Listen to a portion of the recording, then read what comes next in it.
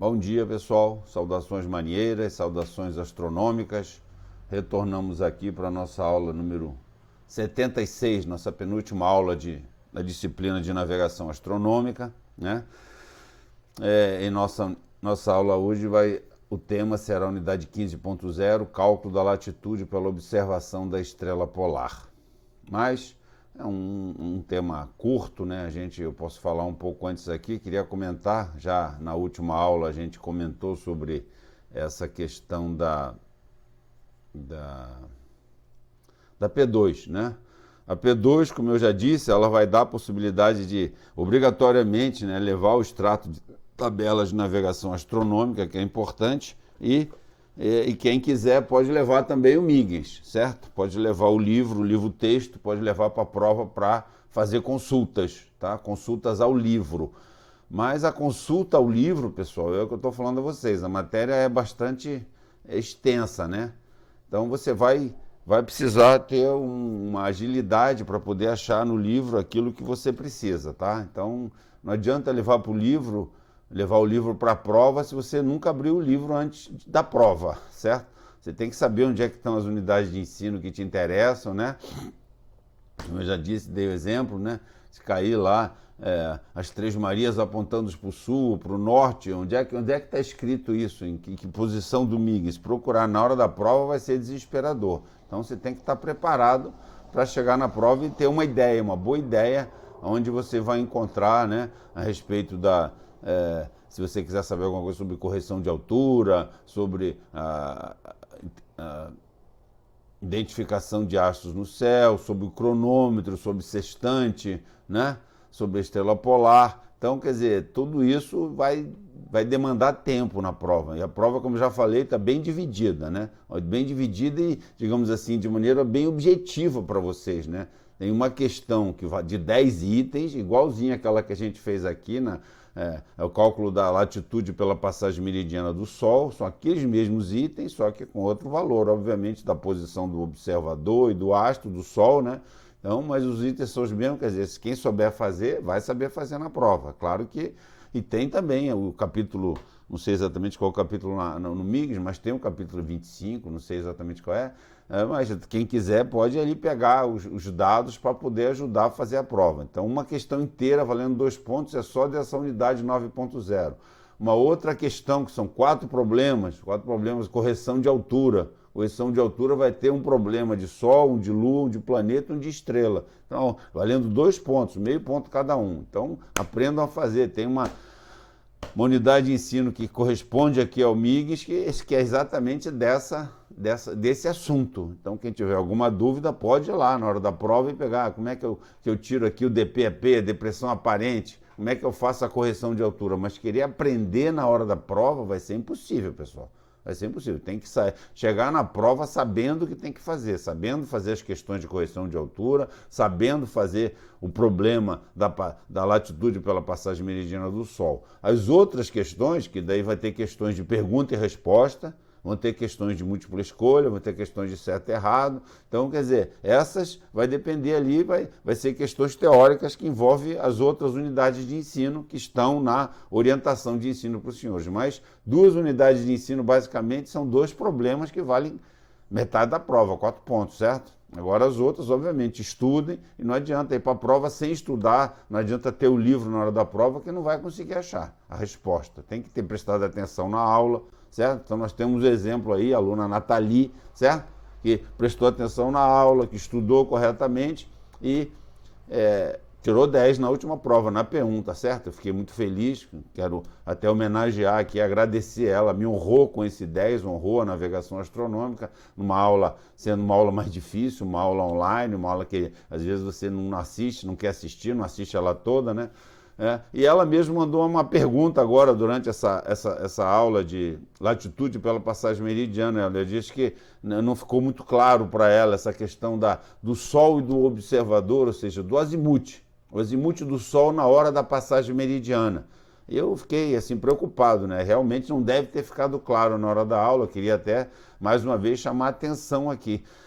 Pessoal, na hora da passagem meridiana, onde está o Sol? está no meu meridiano, né? O meridiano superior do observador. Então, o observador, o zênite está no meridiano superior do observador e o Sol também está.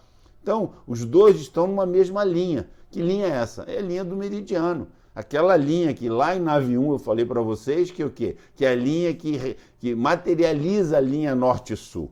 Então a linha norte-sul só tem dois azimutes, né? Um apontando para o norte é o 000 ou um apontando para o sul é o 180. E aí a gente só vai depender da posição relativa entre o observador e o Sol. E os dois estarão nessa mesma linha. Então por isso que só tem duas possibilidades de azimute, né, na hora da passagem meridiana do Sol. Ou é 000 é quando o observador está ao sul do Sol, da passagem, da posição do Sol. Tem que saber a latitude e a declinação, certo? De um e de outro para comparar. A latitude do observador e a declinação do Sol, para comparar e definir. Não, o Sol está passando ao norte do observador. Então, o azimute é 000. Ou então, pela latitude do observador e declinação do Sol, né? Porque os dois podem estar no hemisfério norte, mas digamos que se a latitude do observador for 45 graus norte e a declinação do Sol for 10 graus norte, então o Sol vai estar ao sul do observador, mesmo os dois estando no hemisfério norte. Então, quer dizer, o observador vai estar olhando para o sul na hora da passagem meridiana. Então, quanto vai ser esse azimute? 180. Então, eu espero que, se alguém tiver dúvida, fale comigo, manda mensagem, como fez a Nathalie, para a gente poder ter não ter dúvida. É uma questão simples, vai cair na prova, é uma questão que vale 0,2, certo? Então, vamos prestar atenção. Aliás, também aqui essa questão de correção de altura, né? Além das 4 questões que vão cair numa questão só, né? Cada um valendo meio ponto, Sol, Lua, planeta, estrela. A própria questão da latitude pela passagem meridiana tem um item que também se pede a altura verdadeira do Sol, tá certo? Então, na verdade, vai ter 2,2 pontos só de correção de altura dos astros, certo? E também o Taveira andou me perguntando sobre a questão que caiu no provão, sobre como é que era o nome? Marcha diária. Marcha diária de quê? Do cronômetro, certo? Essa é a unidade 7, que fala sobre instrumentos de precisão, né? Que a gente deu logo lá depois da P1, certo? O sextante e o cronômetro, né? O sextante, saber tirar a altura do Sol, colimação, balanceio, né? Saber quais são os métodos de correção de altura, o método de verificação do erro instrumental, né? Pelo horizonte do mar, pela observação do Sol. Então, tudo isso, certo? Tem que saber fazer. Está no MIGS, está nos slides, tem que estudar, tem que saber. Mas ele perguntou sobre essa questão, uma questão que eu não sei qual que falava sobre marcha diária. Marcha diária, pessoal, é a variação do estado absoluto, que é aquela correção, o erro instrumental do cronômetro, né? A variação de um dia para o outro, certo? Isso que é marcha diária. Eu não sei exatamente qual foi a questão que caiu, mas ele perguntou para mim se essa questão é válida. Quer dizer, eu não sei exatamente qual foi a questão, mas está dentro do contexto da nossa matéria, certo? Ela foi ensinada, a unidade 7.0. Vocês podem verificar aí, está dentro da matéria da navegação astronômica, tá certo, pessoal? Eu me coloco à disposição, certo? Então, novamente, chama a atenção, levar o MIGS para a prova sem ter aberto ele, sem saber o que tem dentro dele, não vale a pena, quer dizer, não vale a pena não vai adiantar, vai ser pior. Vai ser pior porque você vai começar a procurar, vai perder o tempo todo ali. Então, eu sugiro que vocês que treinem bastante os problemas, cheguem na prova, façam logo os problemas e depois vê a parte teórica, o que você sabe já vai marcando, já vai respondendo, e o que você não sabe daí deixa mais para o final, certo? Fazer primeiro o mais fácil, né? Depois pegar a parte mais difícil, tá certo, pessoal? A prova é dia 22, vamos estudar, quem tiver dúvida eu estou aqui à disposição, certo? Pelo WhatsApp, pelos canais de comunicação possível aí, tá certo? E dia 17 eu vou aí pegar o nosso trabalho, certo? O trabalho já o trabalho tem também ali correção de altura, tem aqueles dados, quer dizer, você já treina para a prova também, certo? Fazendo o trabalho já é uma forma de você treinar fazendo aquelas linhas de posição das 3 estrelas que foram sugeridas lá, que foram propostas, né?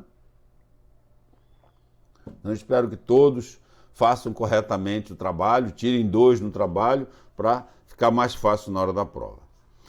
Vamos lá, pessoal, vamos para a aula de hoje então. Unidade 15.0, cálculo da latitude pela observação da estrela polar, né? Olha só, tem aqui ó, o Huygens começa assim, ó, latitude pela estrela polar. A latitude de um lugar é, como vimos, igual à altura do polo elevado, né? Então todo mundo sabe que a altura do polo elevado corresponde à minha latitude, né? E a gente vai ter mais uma confirmação aqui nos slides. A latitude de um lugar é, como vimos, igual à altura do polo elevado sobre o horizonte. Como a estrela polar, ou Polaris, o nome da estrela polar é Polaris, Alfa Ursa Minoris. Alfa porque ela é a estrela mais brilhante da constelação da Ursa Menor. Alfa Ursa Minoris está muito próxima do Polo Norte. Sua altura pouco difere da latitude do lugar. Pouco mais ou menos, pouco para quem está observando, mas para quem vai marcar a estrela e vai achar sua posição, dependendo da posição, é muito. Né? Que ela está afastada do polo atualmente cerca de 40 minutos, em torno de, a gente vai ver o valor exatamente, 40 minutos de arco. 40 minutos de arco, para quem usa ela para fazer sua posição, vai dar 40 milhas náuticas. Quer dizer, é grande, é um erro grande, certo?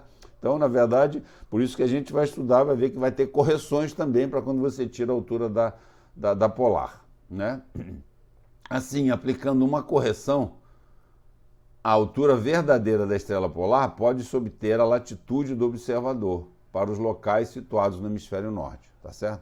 Portanto, em virtude de sua posição especial nas proximidades do Polo Norte celeste, constituindo uma excelente referência astronômica para controle de rumos e determinação de latitude, torna-se importante para o navegante reconhecer e identificar a estrela polar no céu. Né? Porque a estrela polar te dá duas coisas muito importantes. Te dá a posição do norte, ou seja, te dá, digamos assim, o 000 e te dá também, pela altura dela, a tua latitude. Quer dizer, duas informações fundamentais para o navegante. Sozinha, ela te dá informações muito importantes. Ademais, no caso do uso de polares para a determinação da latitude do mar, os polares é a estrela polar, que eu já falei, que é a alfa da Ursa Menor. Então ele vai dizer aqui o seguinte, ó, o seu reconhecimento e identificação deve ser feitos num curto espaço de tempo em que o astro, uma estrela de segunda magnitude, a estrela Polaris não é de primeira grandeza, é de segunda grandeza, e o horizonte são simultaneamente visíveis para que sua altura possa ser medida com o sextante. Então, quem vai tirar a altura da polar, como está falando aqui, não é fácil achar ela no céu. Eu já estive lá no hemisfério norte e realmente achar ela sozinha não é. Ela tem, como tem o Cruzeiro do Sul, nós temos as duas apontadoras do Cruzeiro do Sul, né? Radar e Rigel-Kent, que são da constelação de Centauro, né? Mas apontam ali, né? Para diferenciar até do falso cruzeiro, né? Como eu disse lá na unidade 6, a estrela polar também tem as apontadoras dela, que fica em outra constelação. A polar fica na Ursa Menor. As apontadoras dela, como a gente vai ver, uma caçarola, fica na Ursa Maior. É como se fosse o rabo da Ursa Maior, são 7 estrelas, tem 3 delas conhecidas, e as últimas 2, que parece uma concha assim, é uma linha, o alinhamento delas vai dar exatamente lá na estrela polar. Então, como a gente sempre fala, né, um bom momento para tirar a altura do astro são os crepúsculos. A estrela polar é melhor no crepúsculo matutino. Por quê? Porque se você acorda antes do nascer do sol, antes de terminar o crepúsculo civil, né? Verifica onde está exatamente ali a gente vai ver pela caçarola, pela concha, né? A posição da estrela polar, você vai achar fácil a estrela polar. Apesar de ser distante deles, a estrela polar não é muito forte, como é de segunda magnitude, aí você já sabe onde ela está, mas só a estrela polar à noite não significa nada, você precisa do horizonte, então tem que esperar chegar, né, naquele período favorável de observação, entre -9 e -3, que você vai poder ver o horizonte, e daí você já sabendo a estrela polar, você tira a altura dela. Ele está dizendo aqui que não é tão fácil, porque no crepúsculo vespertino, que você não está vendo, você pode ver talvez a Ursa Maior é mais fácil de ver. Aí você encontrando a Ursa Maior, Merak e Dubé, que são as apontadoras da estrela polar, que são da constelação da Ursa Maior, você localiza, mas a estrela polar é pequenininha, então até ela aparecer, ou seja, vai ser já no final do período favorável de observação. Então você vai ter que ter o horizonte e a estrela para poder tirar a sua altura. Tá certo, pessoal? Então, é isso aí. Então, a gente vai ver agora, vamos continuar aqui a nossa... Então, a gente vai ver aqui, ó lá. Objetivos da aula: calcular a latitude pela observação da estrela polar e realizar exercícios. Calcular a latitude, como a gente falou, se ela tivesse exatamente sobre o polo elevado, né, sobre o polo celeste norte, bastaria tirar a altura dela, já teria a latitude. Mas como eu falei, ela fica ali fazendo, como todos os astros, né, todos os astros fazem, né, aquele movimento circular em torno do polo elevado. Ela faz um círculo de raio mais ou menos 40 minutos de arco. 40 minutos de arco, se você pegar ela numa posição que não é confortável, vai dar uma diferença de 40 milhas para mais ou para menos, ou seja, ao sul ou ao norte da sua posição. Quer dizer, vai ser um erro grande. Então é preciso fazer essa correção, tá certo? Realizar exercício, a gente vai fazer um que tem no nosso extrato de tabela de navegação astronômica. É um exercício que tem aqui, vocês vão poder acessar, vão dar uma olhada e está aí no nosso slide também. Então, olha lá, a gente, como ele falou, para que a gente possa efetivamente encontrar a estrela polar, a gente usa essa figura aqui, que a gente vai chamar, que na verdade aqui é o rabo da ursa maior, não a ursa menor, a ursa maior. E essas 7 estrelas aqui, essa aqui, se não me engano, chama Alcaide, deixa eu ver aqui. A primeira chama Alcaide, e a gente tem ela cadastrada lá no nosso almanaque náutico. A terceira chama Aliá.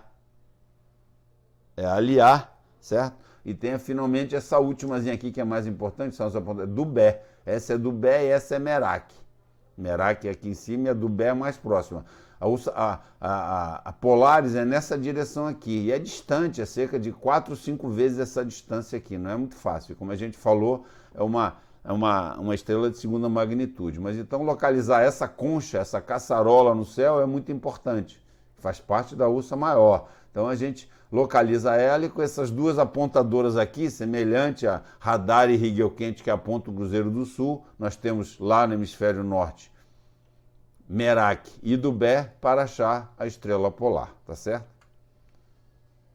Lá está, ó, aqui está bem representado, como eu falei aqui, ó, aqui está o Alcaide, Aliá, Dubé e Merak. Então aqui você encontra ela aqui, ó, aí, ó, uma vez, 2, 3, umas 4 vezes essa distância entre Merak e Dubé até chegar aqui na estrela polar. Essa aqui que é a estrela polar. Então daqui você tirando a altura, ó, a altura aqui deve ser uns 40 graus, vai ser 40 graus de latitude norte. Tá certo? É isso aí, pessoal. Então é assim que se tira a altura da estrela polar e depois tem que fazer as correções. Como a gente falou, como ela fica fazendo uma voltinha em volta do polo celeste norte, em torno de 40 minutos de ar, 40 milhas, né? Então o polo celeste pode estar aqui ou pode estar aqui. Então a gente tem que calcular isso para poder saber exatamente qual é a nossa latitude. Então a gente sabe, ó, a Polaris, quando projetada lá o ponto subastral dela, né, deveria ser a posição, né, do polo celeste norte, né? Então, digamos, se fosse assim, né, nós teríamos aqui, né, novamente aquela questão do Sol e os dois no mesmo meridiano, porque o polo norte e o polo sul estão sempre sob o meridiano, estão no meridiano do observador, né? O observador está aqui. Se essa posição já está lá, então a gente tem aqui, ó, como é que fica aqui, ó? O que acontece nesse caso com o triângulo esférico de posição? Triângulo esférico de posição, né? Como a declinação da estrela polar é próximo de 90 graus norte, a distância polar dela fica igual a zero. A distância polar é próximo de zero, né? Seria 40 minutos, mas a gente vai considerar aqui que é 40 minutos. Então essas duas grandezas aqui, que duas grandezas são essas aqui que se equivaleriam, né? A gente sabe que os 3 lados, né? Um é a distância polar, o outro é a colatitude, que é a distância do observador até o astro, e outro é a distância zenital, que é do astro até o zênite. Então aqui a gente tem que a colatitude e a distância zenital são de mesma dimensão, então nós temos que, já que a colatitude é o quê? É o complemento da latitude, que vem daqui do Equador até aqui. A latitude, e o que é a distância zenital? A distância zenital é do astro, do horizonte até o astro. Então do horizonte até o astro nós teremos a altura. Então a latitude e a altura do observador são de mesmo tamanho, tá certo? Então, por isso que quando eu tiro a altura da estrela polar, eu estou tirando a latitude do observador, tá certo, pessoal? Porque a distância zenital e a colatitude, aqui a gente pode provar que são do mesmo tamanho, já que o ponto subastral, né, o ponto geographic position da estrela polar é sobre o polo elevado, tá certo? Aproximadamente sobre o polo elevado, certo? Então aí está, colatitude e distância zenital, de polar projetada lá no polo celeste norte, né? Então, olha, um observador lá vai olhar para a estrela polar sobre a sua cabeça, né? Nesse caso aqui, altura 90 graus, lá no polo norte, né? Tá? Já um observador no Equador vai ver a estrela polar praticamente com altura 0 grau, certo? Aqui, ó, altura 0 grau no Equador, tá certo? Então é isso que tem que ser entendido aí. Latitude pela estrela polar. A Polaris, certo? Que é da constelação Ursa Menor, né? As apontadoras dela não, Merak do Bé são da Ursa Maior, pessoal, tá? Então, aproximadamente o polo celeste norte. Como eu disse a vocês, ó, a estrela polar, a altura da estrela polar, a altura verdadeira, corresponde à latitude do observador, né? Se a declinação da polar fosse 90 graus, né? A declinação polar fosse 90 norte, né? A altura da polar seria igual à latitude. Mas, entretanto, a declinação da estrela polar é diferente de 90 norte. A declinação da polar, hoje, é 89 graus 15,8. No MIGINS diz lá que o MIGINS foi feito em 96, né? Ou seja, 25 anos atrás. Aqui, ó, era 89 graus 14,2. Quase dá 1,6 de diferença para hoje. Isso aqui eu medi, verifiquei lá na nossa tábua de hoje. A nossa declinação da polar hoje é 89,15,8. Então, como eu falei, ela varia em torno de 46, agora aqui quase 44, né? O raio, né? Que é a declinação dela? A declinação dela é a distância medida no círculo horário do astro, né? Entre o Equador e o astro. Então, se a declinação dela é de 89,15,8, a distância polar dela é 90 menos isso. Vai dar 44,2 minutos, certo? 44,2 minutos que ela fica ali fazendo uma voltinha em torno do polo elevado, certo? Então, a declinação, a latitude, para a gente saber a nossa latitude, tem que tirar a altura da polar e tem que ver a correção. A gente vai ver que é importante ter essa correção, porque senão vai dar uma diferença na sua posição, 45 graus para sul ou para norte, tá? É importante essa correção da polar. A estrela polar, ela vai se aproximar do polo, está se aproximando, como a gente viu, né? Quando o MIGIN estava aqui, 89 graus 14,2 de declinação, agora já está 89 graus 15,8, e vai chegar no ano 2100 a 89 graus 32,4 norte. Então essa vai ser a posição mais próxima do polo celeste norte. A partir de 2100 ela começa a se afastar. E aí por causa da precessão da Terra, lembra? A precessão, né, o eixo da Terra fazendo aquele movimento de precessão, se aproxima de alguma estrela e depois se afasta. Depois vai para Vega, vai para outras estrelas lá, certo? Que eu não sei o nome agora, certo? Então, mas a estrela polar, em 2100 vai ser a posição mais próxima, vai estar, ainda assim vai estar uma diferença de quase 28 minutos, né? De 28 minutos de ar. Quer dizer, se você tirar, mesmo em 2100 a altura da estrela polar, se você não fizer as correções, você vai ficar 30 minutos, 30 milhas para o sul ou para o norte, tá certo? Pode ficar, né? Tá certo, pessoal? Então vamos ver como é que são essas correções. Olha só, porque aqui é que a gente está dizendo, como a estrela polar, ó, o Equador celeste, aqui o zênite, o nadir, né, o horizonte verdadeiro, esse observador aqui observando a estrela polar, né, digamos está lá, certo? Aqui é o polo norte, então aqui a altura mais ou menos seria um observador lá, tem que ser no hemisfério norte para ver a estrela polar, né? Se esse observador, como a estrela polar, aqui nós temos aqui o valor até 46 que está feito aí para o MIGIS, né, olha só. Aqui é o Polo Norte Celeste e aqui seria digamos assim, o movimento diurno da estrela polar, né? O ciclo diurno, né? O movimento diurno, né? Que ela faz em torno, né? Como a gente sabe, vai de leste para oeste todo dia, acho que é esse movimento aqui, tá certo? Leste para oeste, né? Tá certo? Então aqui, ó, todo dia a estrela polar faz esse movimento e tem um raio aqui de 46, agora está em torno de 44, né? Então, mas esse observador aqui, se observasse a estrela polar nessa posição aqui, ó, ele não consideraria toda essa parte da correção. Então, por isso que é importante, essa correção corresponderia hoje a 44 milhas náuticas, em torno disso, 44 milhas. Então, por isso que é importante, a gente vai ver que não é só isso aqui, a gente vai ver que é em função do HL da estrela polar, é em função da data, é em função da latitude do observador. São 3 correções que têm que ser feitas para poder chegar efetivamente à latitude do observador, tá certo? Então a gente vai dar uma olhada nisso aí rapidinho, tá tudo no Miggins, pessoal, tá? Quem quiser se aprofundar. Essa é uma matéria importante para quem vai navegar no hemisfério norte, né? Então, olha lá, latitude e altura da polar, porque aqui no hemisfério sul, por que a gente não pode ver a estrela polar? Porque ela, a partir do Equador, como nós vimos, ela fica a 0 grau e depois ela fica circumpolar invisível, tá certo? Para quem está no hemisfério norte, ela é circumpolar visível. Para quem está no hemisfério sul, ela é circumpolar invisível, certo? Então, olha lá, a fórmula matemática para a resolução da correção da altura da estrela polar é essa aqui. A correção, então, é formada por esses parâmetros aqui, onde P, esse P aqui é a distância polar da estrela polar, 90 menos a declinação. A declinação nós temos como tirar no almanaque náutico, o HL da estrela polar. O que é ângulo horário local da estrela polar? Aquele ângulo medido, né, a partir do meridiano superior do observador, de 0 a 360 graus de leste para oeste, no sentido da musiquinha, certo?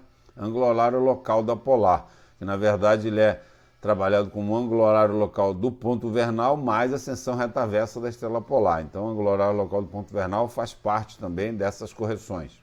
E a latitude estimada da observação. Tudo isso é importante para a gente fazer, e a gente vai usar uma tábua. Existe uma tábua aqui mesmo no extrato de tabela, se vocês abrirem aí direitinho, aqui, ó, vamos ver aqui, a partir da página, abrindo o almanaque náutico, depois que acaba as páginas diárias, vem uma parte teórica, e aqui, ó, já na parte da página 271, 272, daí vem a tábua da polar, na página 283, página 283, 284, 285, 3 páginas onde está o exercício que a gente vai fazer no final da aula, um exemplo, né?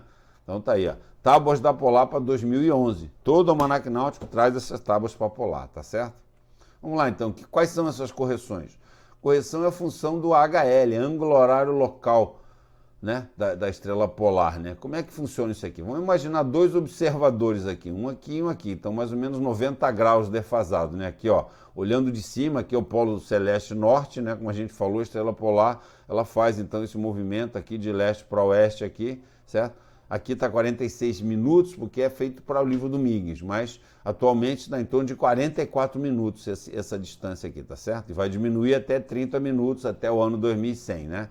Então, olha só, imagina que está fazendo esse movimento aqui, então se por acaso esses 2 observadores tirarem a altura da polar nesse momento aqui, o que vai acontecer? Para o observador 1, a altura da estrela polar, ó, não vai ser muito diferente da posição da polar. Então aqui, ó, certo? Em função desse ângulo horário local que ela está, que seria aqui, aqui seria talvez o 270 ou 090, e a gente vai ver, já vi aqui embaixo, ó, 090 e 270, a correção é mínima, porque a altura da polar para esse observador, olha só, ele estaria mais ou menos da altura do polo elevado, tá certo? Já para o observador 2, que tiraria a altura da estrela nessa altura, você vê, se ele tira a altura agora, faltaria toda essa parte aqui, esses 44 minutos que eu estou falando para hoje, né, para poder somar, ou seja, ele teria para HL 000 ou 180, ou seja, tanto a estrela aqui como a estrela aqui, teria uma diferença praticamente do raio inteiro entre ela e o polo elevado, ou seja, seria esses 44 minutos de arco que iriam fazer diferença lá na altura. Então, toda essa correção tem que ser feita. Estaria aqui 44 minutos ao sul ou ao norte, tá certo? Então, só vendo, para esse observador 1, essa posição aqui seria boa porque a correção é mínima, seria quase na altura da estrela polar, mas ainda assim teria uma correção, né? A gente vê que essa distância, essa aqui seriam diferentes. Mas já para essa aqui, não, essa aqui estaria, a minha latitude é daqui até aqui, e não daqui até aqui. Se a estrela polar estiver lá em 000, né? Vai ser daqui até aqui. Aqui está com HL 180, né? Quando tivesse o HL 000, estaria a diferença certo? Daqui para cá, teria que subtrair 42 milhas. Aqui teria que somar 42 milhas para achar a minha latitude. Tá bom, pessoal? Então a correção é função do HL, tá certo? E para as posições 000 e 180, a correção é máxima. Para esse observador 2 dá para ver bem, ou a estrela está aqui ou a estrela está aqui. E para esse observador 1, correções quando o HL for 090 e 270, ou seja, medindo a estrela polar aqui, a altura da estrela polar seria mínima, tá certo? A correção mínima, certo? Aí está. Olha lá. Aqui seriam as correções 90 menos a latitude, a colatitude, certo? Aqui a distância zenital, 90 menos a altura da polar, tá certo? Tá bom, pessoal? Então é isso aí. Essa aqui, então, aqui é o raio que eu falei que correspondia a 46,96, agora corresponde a quase 42 milhas, certo? Aí seria o HL, né? O HL para esse observador 2, como eu disse, ó. Esse observador, tanto fosse aqui ou fosse aqui, esses dois HLs, 90 ou 270, a correção seria mínima. Já para esse observador aqui, essa aqui, o HL seria aqui 180 ou 000, seria máxima, tá certo? Então, por isso tem que ter a correção. A correção é a função da latitude. Então, é só olhar esse quadrinho aqui, ó. Ver aqui que os ângulos θ1 e θ2, né, seriam diferentes para um observador lá no polo elevado, né, já aqui, ó, quanto seria esse ângulo aqui, e outro observador que estaria aqui aos 45 graus norte. Como esse ângulo aqui é diferente, né, ele teria um valor diferente, teria que ter uma correção diferente aqui, tá certo? Isso aqui é ficar claro só olhando esse desenho aqui, como aqui para esse observador, o ângulo, né, de observação da estrela polar é muito maior que esse ângulo para esse observador a 45 graus norte. Então aqui estaria também necessitando de uma correção. E finalmente a tal da aberração. Correção é função da data. Aqui, ó. Efeito de aberração. Eu não sei exatamente o que é essa aberração, pessoal. Realmente até hoje eu não estudei, não consegui decifrar. O que está escrito no Miggins, olha só. Finalmente ainda uma correção, aplica-se uma correção em função da data, mês, para compensar a variação da posição da Polaris em relação à sua posição média adotada pelo efeito da aberração. Agora vem, a aberração é um desvio angular aparente que se observa na posição de um corpo celeste na direção do movimento do observador, né? A estrela emite uma luz na estrela do observador, causado pela composição da velocidade do observador na Terra, obviamente, e da velocidade da luz. Então, a aberração é essa mistura aí, né? A aberração faz com que um astro apareça em uma direção diferente daquela onde realmente se encontra. Como a velocidade orbital da Terra varia com a época do ano, a posição aparente da estrela polar também varia com relação à posição média adotada, e a correção destina-se a compensar tal variação. Então, peço para os senhores aceitarem que, além do HL, né, que a gente provou claramente que, dependendo da posição da estrela polar, mesmo ela estando tão pertinho do polo celeste norte, mas são 42 minutos de arco, que para a nossa posição corresponde a 44 milhas náuticas, né? Isso é bastante. A latitude, que é em função daquele ângulo que se olha para a estrela polar, dependendo da sua posição. E esse efeito da aberração, que eu li aí para vocês, está no Miggins, quem quiser dissecar essa informação. Então, essas três correções, a correção a 0, a 1 e a 2, e descobriu-se que teria que subtrair de menos 1 grau, aqui, ó. Então, depois de calcular, então aqui a primeira correção, que é aqui de HL, vai depender da ascensão retaversa, declinação e latitude, a função, né, do HL do ponto vernal. A correção A1, ela é a função da latitude, depende do HL do ponto vernal e da latitude. E, finalmente, essa da aberração depende da data, depende do HL do ponto vernal e da data. Tá certo, pessoal? Então é meio fosfórico, né? Mas é um algoritmo, novamente, uma tabela. Substitui aquelas questões matemáticas lá que a gente mostrou para vocês e vamos fazer então o exercício que está no NB, está na página 283 do livro de vocês, né? Só pegar o extrato aí, página 283, é só olhar aí, ó. 283, tá certo aí, ó. E olhar, tá lá, não tá na página 283 não, aqui só tá a explicação. Tá na página 284, na página seguinte, né? Olha lá, ó, que exercício é esse aí? A gente vai entender como é que usa essa tábua aí que estão nas 3 páginas, ó. Dia 21 de abril de 2011, às 23 horas, 18 minutos e 56 segundos, né? HMG, TU, na longitude 37 graus e 14 minutos oeste, a estrela polar, a 3714, altura verdadeira, foi observada com sextante, o que diz aqui, altura corrigida, altura verdadeira, de quanto? 49 graus, 31,6, tá? Então eu tenho aqui, na longitude 3714 oeste, a estrela polar foi observada com sextante, obtendo altura verdadeira.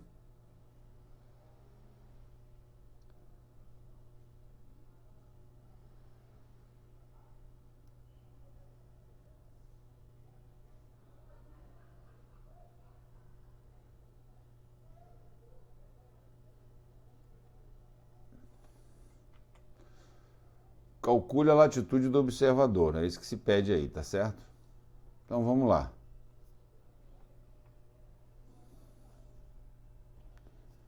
Ele não deu a latitude, né? Mas como a altura foi essa aqui, então tá próximo disso aqui, tá certo?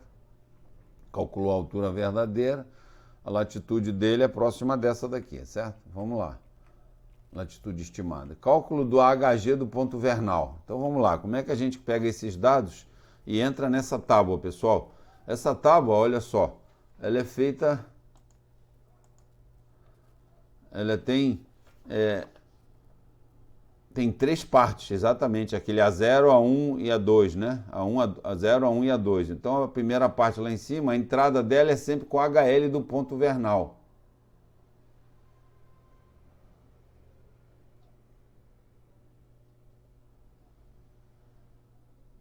HL do ponto vernal, a gente tem que entrar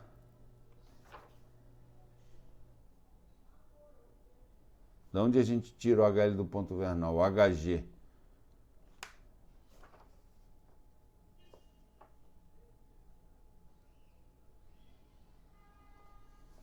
Boa pergunta, né? HG do ponto vernal.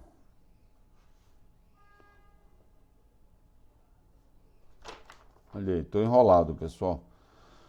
Estou enrolado, não estou sabendo onde é que tira esse HG do ponto vernal aí, 23 para 23 horas, que foi a hora da observação, né? 23 horas, 18 minutos e 56 segundos, pessoal. Estou enrolado aqui, ó lá.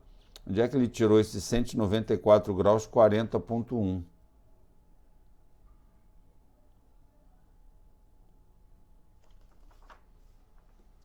Se a gente entra aqui na Tábua da Polar 2011, né? Tábua da Polar 2011, aqui é só para as correções, certo? Onde é que a gente vai ter a nossa... A gente tem que pegar nas páginas anteriores aqui. Para Polar, aqui ó. Polares. Nós temos aqui o ARV.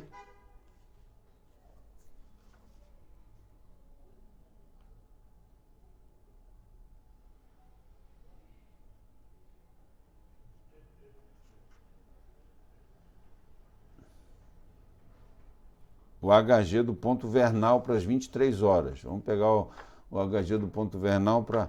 não temos esse dia aqui, então a gente vai ter que aceitar que ele pegou o HG do ponto vernal para 23 horas do dia 21 de abril, correto, tá? Ele pegou primeiro o HG do ponto vernal, 194,40,1. A gente não tem isso aqui no nosso almanaque, por isso que eu estava enrolado. Esse dia 21 de abril não existe aqui no nosso almanaque náutico. Mas então ele pegou, foi lá e buscou na página diária, certo? HG do ponto vernal para 23 horas, 194,40,1. Isso é para a gente chegar, pessoal, porque na correção a gente precisa do HL do ponto vernal, mas para isso a gente tem que corrigir primeiro, primeiro o HG, tá certo? Os acréscimos para 18 minutos e 56 segundos, esse a gente pode ver, 18 minutos e 56 segundos, vamos ver se está correto.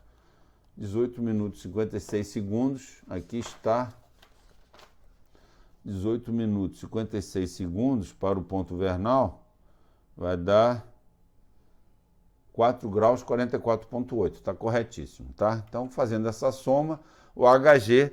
Né? Para chegar no HL, eu preciso combinar com a longitude. A longitude é 37 graus 14 minutos, que eu tenho que transformar ela em tempo, né? Então tem que ir lá na página diária, página 1, né? 37, quanto? 37,14. 37,14, transformando aqui, ó, 37 dá 2 horas e 28, e mais 14 dá 56, 2 horas e 28, 56. Mas aqui ele simplesmente substituiu, menos a longitude, porque aqui é arco. Estou confundindo com o tempo, mas aqui é arco, estou meio enrolado aqui, tá? Então ele calculou a HG do ponto vernal em arco, e aí por que ele substituiu? Porque era a longitude oeste, para chegar no HL do ponto vernal. HL do ponto vernal é igual a 162 graus e 11 minutos. Então tem aqui que o HL do ponto vernal, 162 graus e 11 minutos. Então com esse valor, 162 graus e 11 minutos, HL do ponto vernal, certo? Que é a função da nossa tabela da polar está escalonada lá em cima, a gente pode ver HL do ponto vernal, eu pensei que era HL da estrela polar, estava ensinando errado, HL do ponto vernal. Então, olha lá, tá certo? Correções da altura polar. A altura verdadeira é 49,31,6, foi dado no problema, certo? O HL do ponto vernal, a gente tem que entrar então aqui, ó, essas são 3 páginas que começam o HL desde o 0 e vai até o 360. Então eu tenho que entrar aqui na página 284, nessa coluna, 162 e 11. Quando eu entro aqui 162 e 11, olha lá, 11, porque o HL aqui em graus está aqui, 162 graus e 11 minutos, vai ser 162 praticamente, vai ser 19,8. A correção a zero vai ser 1 grau. Por que é 19,9, pessoal? 19,9, olha só, se a gente olhar aqui a tabela de correção, para 162 é 19,8 e para 163 é 20,4. Então são 6 décimos. 1 décimo para cada 10 minutos. Como já tem 11 minutos, então fica 1 grau 19,9 de correção, tá certo? Aqui está, a zero, a primeira correção da primeira ponta lá em cima, certo? Primeira parte da tábua da polar está aqui, 1 grau 19,9. A segunda correção é de latitude. A latitude estimada, né? Como a gente tirou a altura do sextante 49,31,6, e aqui a latitude estimada em torno de 50 graus, nessa mesma coluna, a gente vai ver que a correção é 0,6 minutos, tá certo? E finalmente a terceira, que é de aberração, é da data. Para abril a gente tem a correção aqui de 0,9, certo? Para abril vai ser 0,9, certo? Então aí está. Então a gente tem a altura verdadeira que foi calculada 49,31,6. Temos aqui o HL do ponto vernal que foi calculado a partir do HG do ponto vernal na página diária que nos foi dada pela data. E as 3 correções, certo? A correção do HL do ponto vernal, a correção da latitude aproximada, já que era 49 de altura da estrela polar e 50 graus norte, e o mês de abril foi dado. Então essas 3 correções, fazendo aquela formulazinha, olha lá, A0, A1, A2 vai dar 1 grau 21,4. Subtrai 1 grau daqui, certo? Olha lá. A latitude vai ser a altura verdadeira, né? Corrigida de A0 a altura verdadeira, mais A0, A1, A2, menos 1 grau. Então, na verdade, eu somo essas 3 correções, subtraio 1 grau e aí vou somar a altura verdadeira. Então, 49,31,6, A0, A1, A2 deu 1 grau 21,4, menos 1 grau, que é pela fórmula, pelo algoritmo dessa tábua da polar, né? Eu vou ter então que a latitude da polar, né, em vez de ser 49,31,6, pessoal, vai ser 49,53 norte.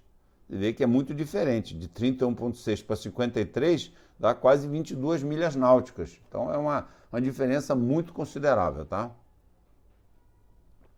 Eu peço perdão aí que eu me enrolei um pouquinho nessa aula, mas acho que é uma aula simples, dá para ler aí com calma no Miggins, quem quiser, quem tiver interessado, quem for navegar no hemisfério norte, tem que saber fazer isso aqui, tá certo? Tem que saber fazer esse cálculo dessas correções da polar e fazer esse cálculo para chegar à latitude, porque senão a sua posição pela polar vai dar uma diferença de 22 milhas náuticas. Isso aí é muito surpreendente, né, pessoal? Você vê que eles faziam navegação de paralelo usando só a polar, né? Eles não sabiam dessas correções com certeza, sabiam vagamente, né? Sabiam que a polar fazia um movimento, mas não tinham esses cálculos todos, né? E mesmo assim conseguiam fazer navegações aproximadas e chegar, né? Sair da Europa, chegar na América, tá certo?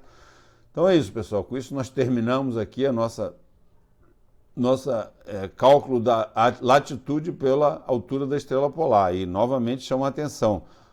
O dado no problema foi 49,31,6. O valor achado depois da correção foi 49 graus 31,53. Exatamente o valor, né? 1 grau 21,4 menos 1 grau, ou seja, 21,4 milhas, tá certo? É uma diferença muito significativa, muito razoável, então é importante saber calcular, saber fazer. E tá no almanaque náutico de vocês, tá certo? Quem quiser pode dar uma olhada aí. Tá bom, pessoal? Então, é isso aí. Eu não vou pedir uma questão dessa na prova, é claro, né? Tá certo? Essa prova vai cair talvez alguma coisa teórica, né? Da estrela polar, mas nada, não vai ter esse exercício não ter na prova. Mas eu recomendo para quem for navegar no hemisfério norte, saiba fazer essas correções da estrela polar. Eu peço desculpas aí pela minha titubeação nessa aula aí. Realmente o argumento de entrada na tábua da polar é o HL do ponto vernal, como a gente viu ali, né? As funções, né? Tanto A0, A1, A2, tem o HL do ponto vernal, a latitude e a data. Tá certo, pessoal? Então, fiquem bem, né? Espero que tenham acabado já de fazer o trabalho. Trabalho dia 17, prova dia 22. Quem for levar o Miggins para a prova, o extrato, obrigatoriamente tem que levar, senão não vai saber fazer a prova, vai tirar praticamente zero. E o Miggins, quem levar, estude antes pelo Miggins, veja lá, faça a correlação das disciplinas, dos assuntos, para poder saber a hora que você for entrar na prova. O que eu tenho que falar? É sextante? Identificação de astro? É sobre que assunto? É sobre a linha de posição astronômica, né? Aqueles elementos determinativos, né? Azimuth verdadeiro, diferença de alturas. Então, tudo isso, ficar atento aí, pessoal, tá bom? Bom, obrigado, agradeço a vocês, peço desculpa aí pela minha falha aí de eu não estar tão atento nessa aula. E vamos para a última aula, então, agora sobre rotina de navegação astronômica. Uma aula curta também, espero que a gente faça rápido e dê tempo para vocês estudarem. Eu deixo o resto do tempo dessa aula para vocês se prepararem já para a P2. Qualquer coisa, estarei no WhatsApp, estarei disponível para vocês para qualquer dúvida. Muito obrigado, até logo.